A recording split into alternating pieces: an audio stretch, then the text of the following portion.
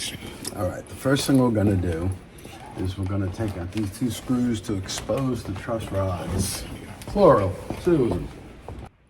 Do not lose the screws. He had a $1 million Les Paul on his bench. She. And you lose a screw on that, you can't just take a screw out of the box and, you know, he'd go, Ralph, I lost a screw, and I'd be like, down on the floor. Yeah. Is that it?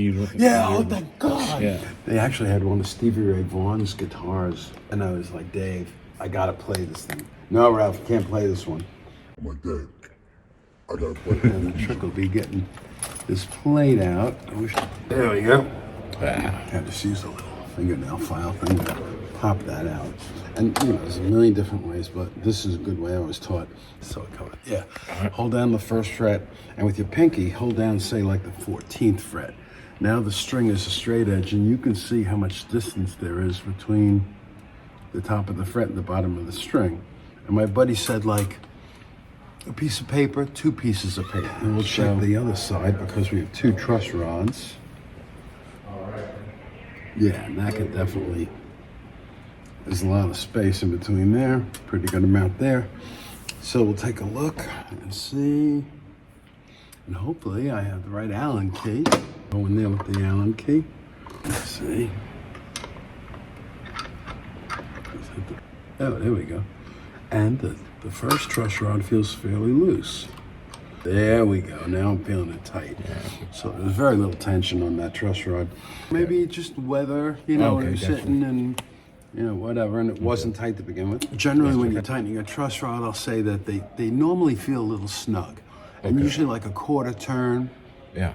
Maybe a 1/2 on a truss rod that really is stubborn. But if you're going beyond that, I would stop and let someone else check it out. Because if it isn't working with that, you know, you don't want to be cranking them. You know what I mean? Right. So now we're going to look again. Hold down the 1st fret and the 14th fret.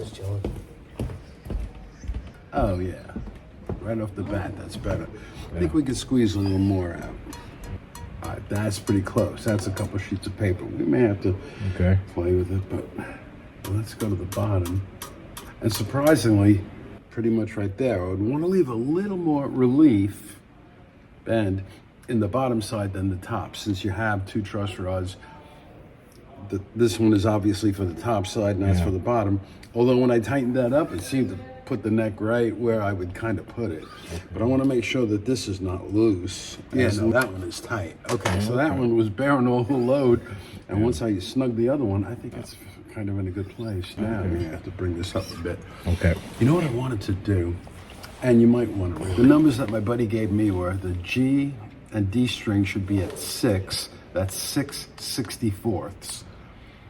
The A string at 6.5 to 7. And the low E string 7 to 8/64. So if we extrapolate, the strings should just kind of gradually follow that flow. So this is where the lighting is going to be tricky. This is a kind of ruler. It measures 64ths and 8ths, you know, a guitar repair ruler. Go to the 12th fret, and yeah, top 2 are 6. So I can see better without the glasses. Alright, just double check. I was doing this a lot. I could see a 64th just looking. Yeah, so we need to find an Allen key that's going to fit these. Bring it up just a little. And you want to make sure this is level. You know, you don't want them tilted. And then we check this out. Almost. Maybe just tweak that a little more. It hurts to have downward pressure on the saddle. Okay. So the higher that comes, the more downward pressure. Yeah. Just about there. A little on the low side, but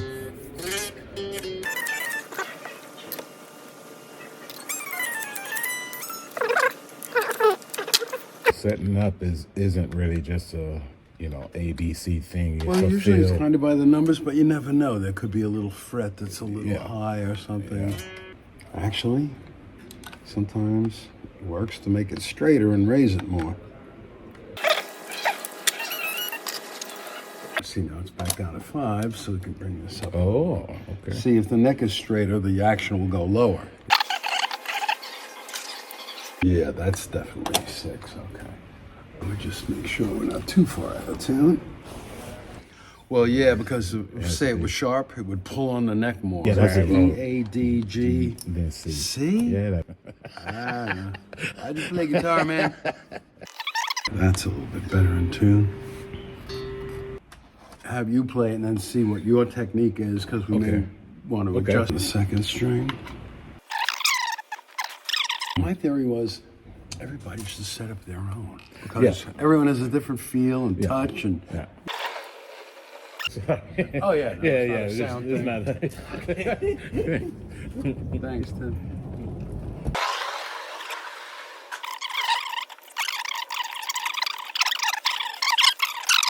This has to be shown the amount of work that goes into setting up a guitar.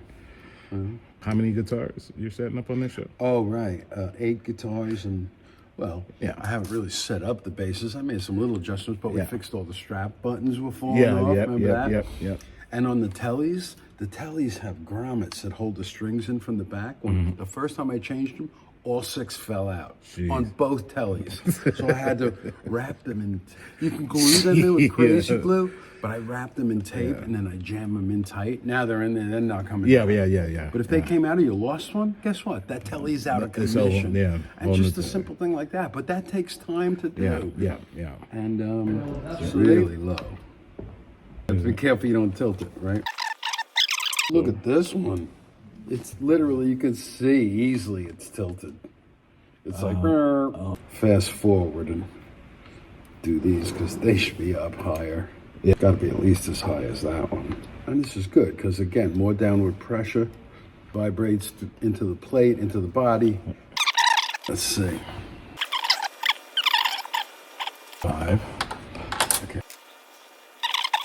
That's 6 and okay, 6. Next, this one can come up a bit. Oh, and then once you do the height, then there's the intonation. Yeah. But it's probably pretty well set, but okay, that's sitting on 6. So if this one is 6.5, 7, maybe we should get this one up to 7. If that's 7, we're gonna put this at least 7. Tuner's going, huh? Yeah. See, this one I'm going to bring up because it's so low and loose that it'll rattle. Okay, it's up around 8, which I think makes sense. Let's just check some intonation, make sure.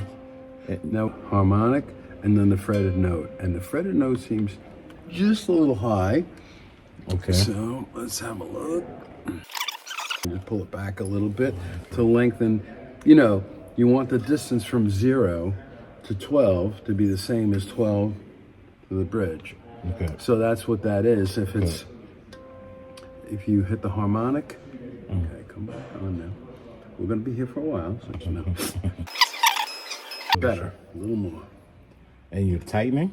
Yes, because if the fretted note is sharp compared to the harmonic basically represents open, then the length from here to here is shorter. Okay. Now you want to back this off to make it as long as that one.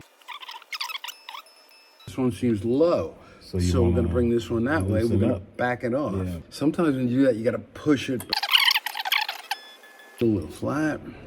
And these strings are new, so it's a good time to do this. You don't want to do this with old strings. There we go. That's pretty good. Pretty close. I think I want to just bring it back a little more. Yeah, I'm gonna see. This one's tricky to get though, because it moves so much. It's a little on the flat side, but I would rather have that than sharp. Yeah, we'll play it a little bit. The